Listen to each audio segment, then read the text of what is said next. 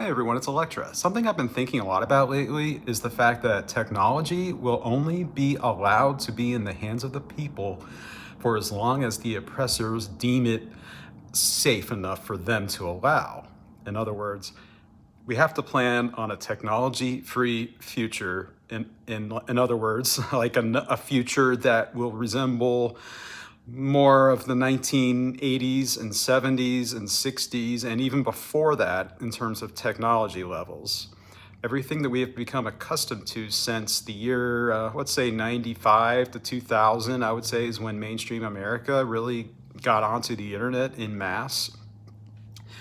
And these systems have completely replaced everything that came before it, like paper records, people knowing how to, organize things and keep things in a file. And so many skills have been lost to technology replacing, but nothing, so long story short, when the time comes where technology will no longer be available to we the people, so many people under the age of about 40 are going to have no idea like how anything's going to function. Like, how will the world function when there's no more technology?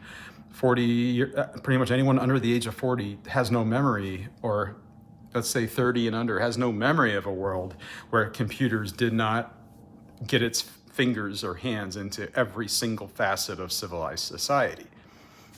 We need to be ready for that. And I think this will be like kind of the life purpose, if you will, of many of us middle-aged people. I'm 44, almost 45 in July, and we need to we have skills to know. Like we're just old enough to remember a time when technology was basically just home video game systems and like really basic personal computers, and that's it.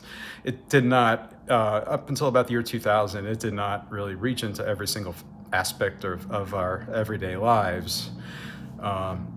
And I think that's going to be something that we're going to have to share with the younger generations. If and when technology disappears, we need to sort of reinvigorate and bring back the older ways of doing things without technology. In other words, basic just, filing, organizing, knowing how to actually do things and not relying on a computer to be our sort of pseudo slave, doing all this work and thinking for us.